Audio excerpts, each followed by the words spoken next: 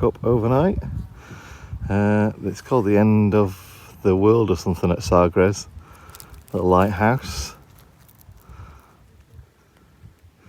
A few more campers over there.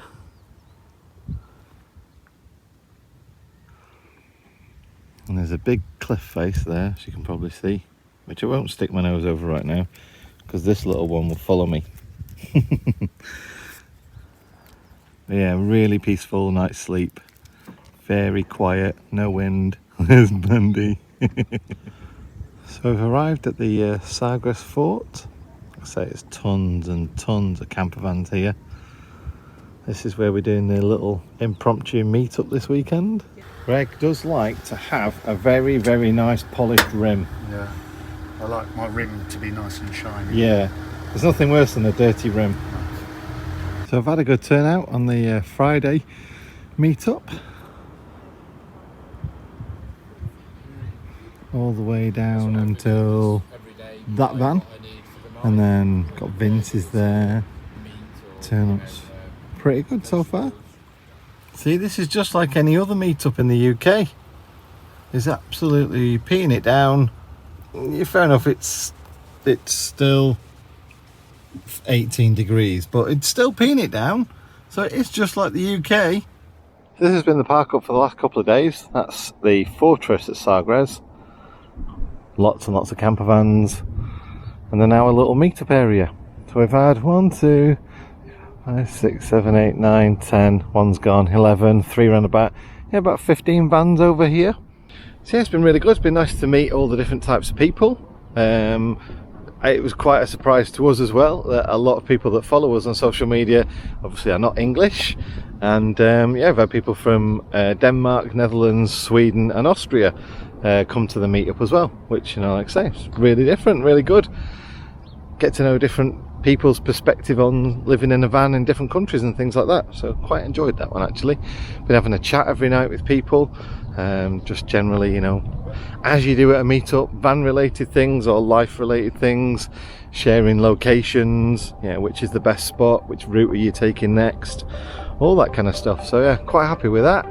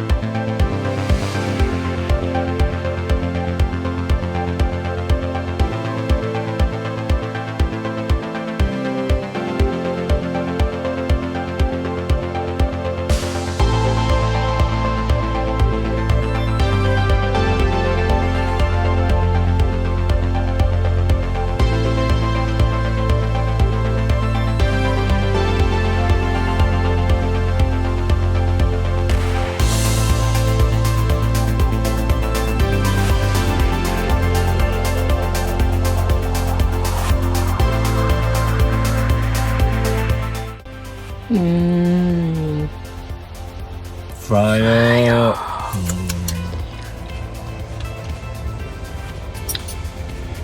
Alright, Vivino.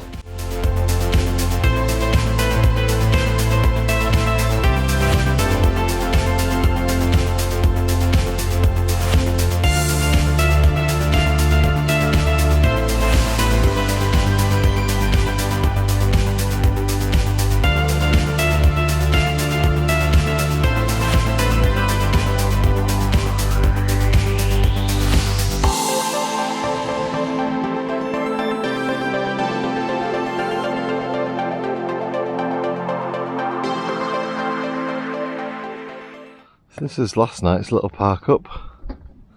Absolutely lovely little place. Obviously I'll put the location on the screen right now for you.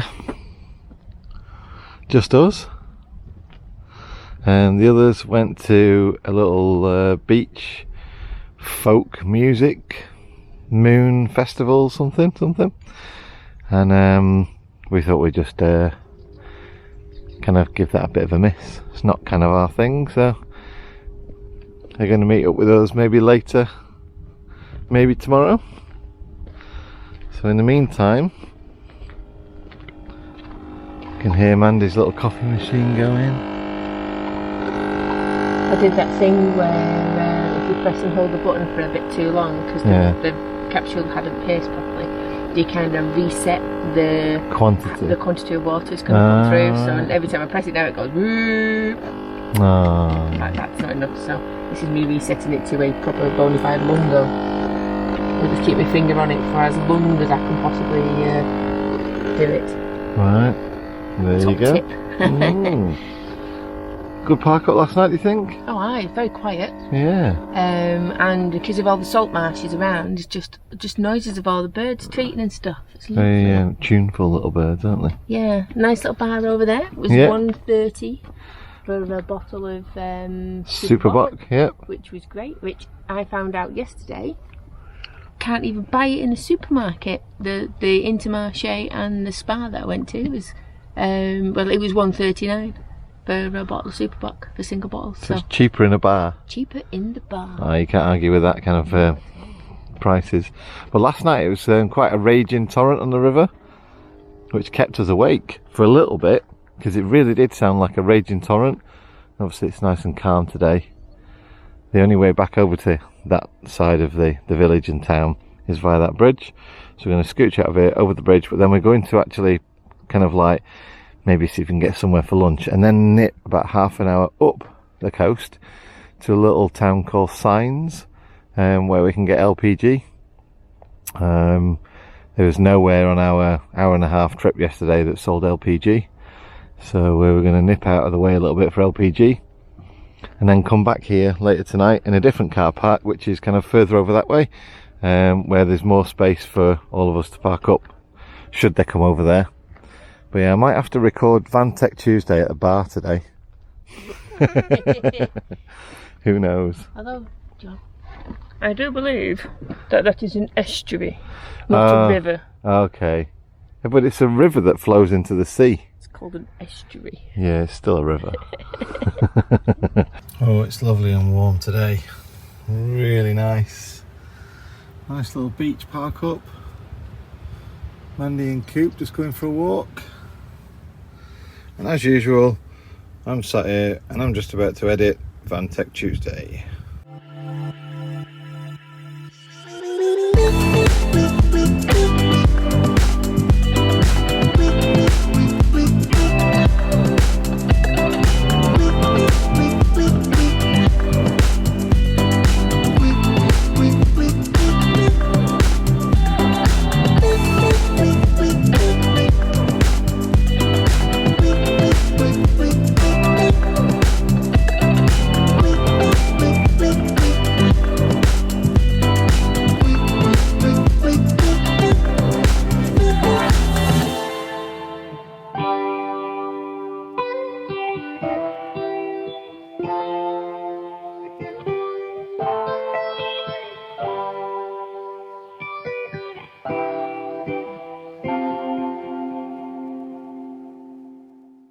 So I've got the rubbish from the van, and nearly everywhere you go, even on street corners, you'll find all these different types of bins in France, Spain and Portugal.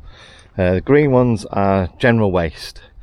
Obviously you've got cardboard and then different types of plastic and bottles.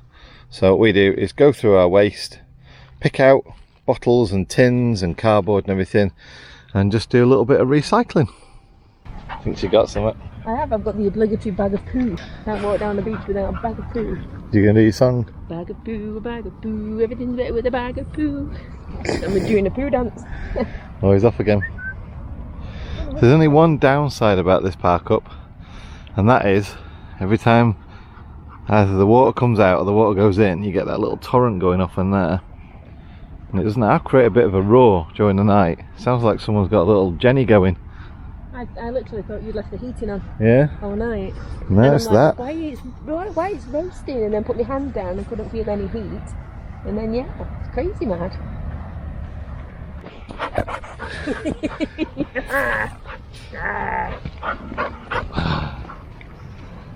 So in the last video we talked about maybe changing the van for something bigger. We are struggling on a little bit on storage, but I think, like we alluded to in the last video, it's more about personal space and the ability to move around, and for Cooper to move around as well. Yeah, I mean, I've been thinking about when we get back to the UK. I mean, we're so lucky over here that, you know, we open the door, we can clip Cupid's little lead on so he doesn't go too far, and then he's got space to stretch his legs and things. And then for the days when the weather wasn't so good, and of course there's going to be more of them in the UK, then you kind of feel really cooped up, no pun intended. But he does as well. He's got one little area where he can maybe sit down, which has been fine for weekends and things like that. And well, it's just the idea of having somewhere that can play with him on the floor. Yeah. Because he has tuggers, so he can, like, you know, play tugger and all that. He doesn't and even stretch play out. with his chewies in here because he's not got enough room to stretch out with his chewies. And we never noticed that before because we were always doing things. Yeah, it was a meet-up. It's full on, really, isn't it? Whereas full-time van life is a lot of just sitting around, talking, relaxing, or enjoying the view. And like normally we'd be at home, we'd be sat watching a film, which we did last night. Yeah. And he'd be sat with his chewie or his tugger on the floor having a bit of a play, up and down on the sofa between us. And it's the realisation between having a camper van that did for weekends or even a couple of weeks away to a home. Yeah. And I know people do it in the same kind of van, they really do. And we're not after a freaking 7.5 ton juggernaut. No. I mean, we've seen some amazing vans. Yeah, thanks for that, Paul, giving us this Overlander. It's alright. I don't quite think we can go that big. We'd still like to get to some of our favourite places. Yeah, but I mean, what I was thinking is the big French ones we've seen, what they call the Imperial Palace or something. Concorde Palace. Yeah. And we've had a look, and these things are 280 to 300,000 euros. Yeah, I think we'd be buying a house again before getting something like that. Yeah. So we're not after anything like that. No. We're after just swapsies with our van, cost-wise, as much as we can. Yeah. And maybe if we can get an extra metre on the end. Yeah. And if we can get a layout with space as you walk in, so there is just somewhere where Coop can act like an idiot and we can walk forwards instead of side shuffling all the time, it'd be lovely. And if it comes down to it, it's 500 quid for you C1, isn't it? Yeah. Around there, depending on how much tuition I need, which won't be any because I'm well ace. So. All the driving I've done lately. Oh yeah. But yeah, that's pretty much kind of our thoughts on it. Like I said, we probably will do a video when we get back to the UK on going around looking at the layouts and finding the right layout for us. Yeah. Because as Darren said, unlike buying a house, in a camper van or motorhome, it's all about layout. Yeah, instead of location. Yeah. So that's pretty much it, really. So, just want to see I'll show you how bumpy Portuguese roads are and how good camera technology is. So I'm getting jiggled around a fair bit at the minute, but you probably won't be able to see that on the camera. So now I'm going to rest my hands on the dash. You can get some idea, because I can see it more on the screen now, of just how jiggly this is. Good morning. Morning. How you doing? I'm alright. Good. Got a bit of rain today. Yes. Just woke up, took Moopy out, got wet. So we followed the coast, obviously, because, you know, it's nice being in the coast. And it has been a little bit kind of like, you know, wow, those seas are powerful, we need to head inland a little bit. So. We're not done that yet. No. Well, we tried, and we've got cork farms. We thought we'd take a route on one day, didn't we? Yes. Went looking for LPG. We had to do about an hour to go find LPG. And we went inland just to see what it was like, and cork farming is what's inland. Yeah, we got lots and lots of trees and rickety roads, bumpy roads, where the trees at the side of the road, the roots grow into the road, so you can be driving down the road and all of a sudden there's a massive tree root in the middle of your road.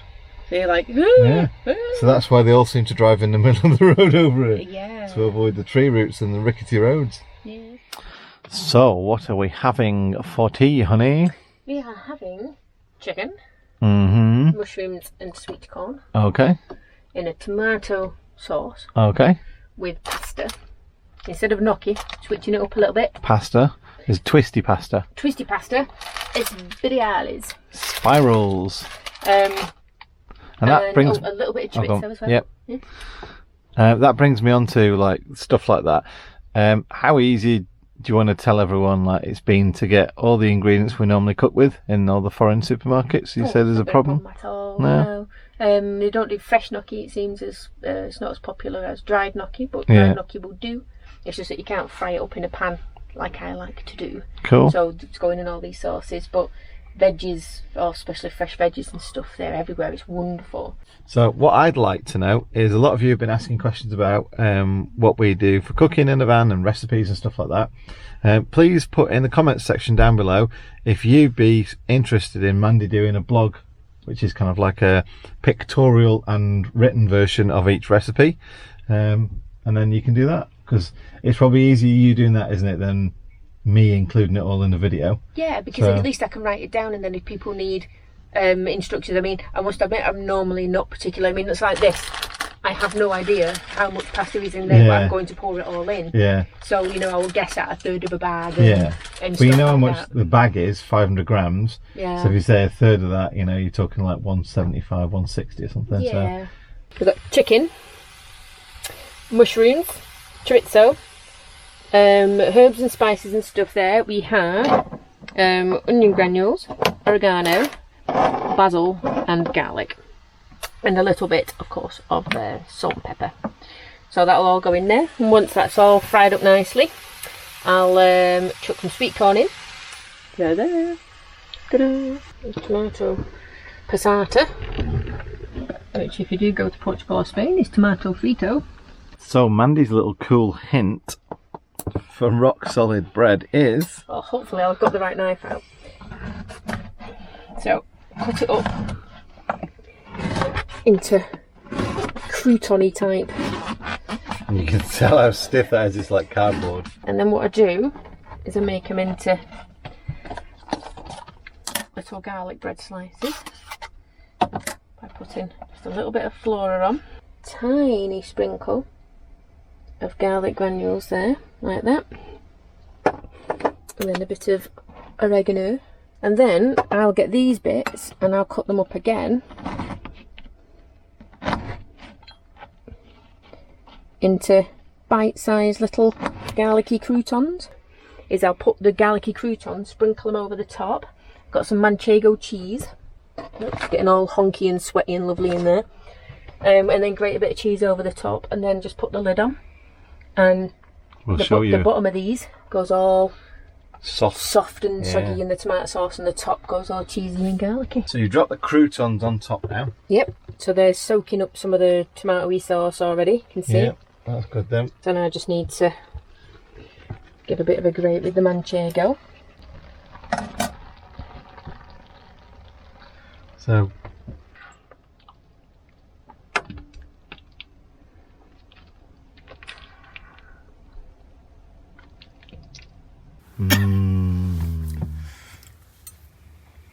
yeah. So you've got the nice crouton bits, then with the spiral pasta, mushrooms, sweet corn, and nice big chunks of chicken. Nom. Can I eat now? Yeah, go on then. Thank you. So a lot of people have been asking how we wash the pots and stuff like that in the van. We've got a little flip outside there and a little drain board and rack. And our van has the Truma hot water and blow air heating system. So we have the heater on for like maybe, what do you reckon, about an hour in the morning sometimes? Yeah. We get enough hot water out of that and that we can wash the pots. You use a special detergent, don't you? Eco, nice and environmentally friendly, because I mean I'd use it anyway, but you still it's still, in case anything comes out, anything goes out in a not proper place. Yeah, it's environmentally friendly, doesn't mess up any ecosystems or anything like that, hence its name, Eco. So this is the little car park we've found ourselves at the end of this week's vlog. We are just outside of Lisbon. Not the best weather today. It was raining earlier, so I guess the fact that it's not raining now is a bonus. And we're just having a little walk along the beach. These little train tracks are cool. Run a couple of miles into the little town, all the way through, all the way over there. So another week over. Another week.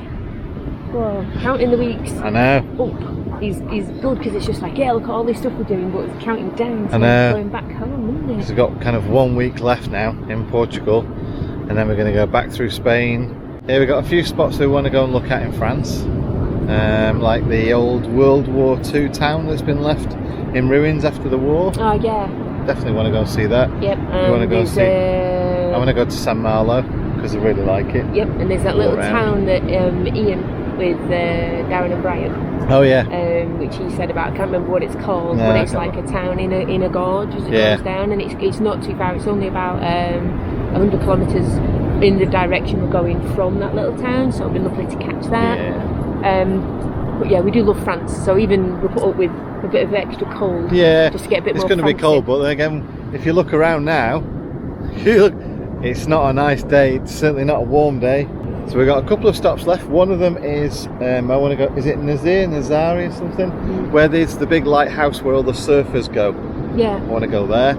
And Greg's also got a place where he wants to take us as well, so we're off there. It's they're one of their favourite stops from their last one, so we're going to go and do that a little bit. Hope you've liked this week's vlog. Not really done an awful lot of interesting stuff. No, just beaches and bars and walking and things. Just the usual kind of stuff, really. Yeah, but I think the first few weeks was so full on that it's been nice just to chill out a bit. So sorry if the content's not been as quite exciting. So good. But it's real, it's our experience of this trip, in the hope that it helps you guys just to kind of like see how easy things are that we do, where we find places to park up, and also that some of the places we go to might be of interest.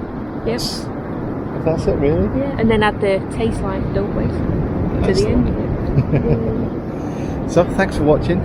Take care. I hope it's all nice and safe back in the UK. Storm Dennis and Kara, whatever's all done with. In general winter.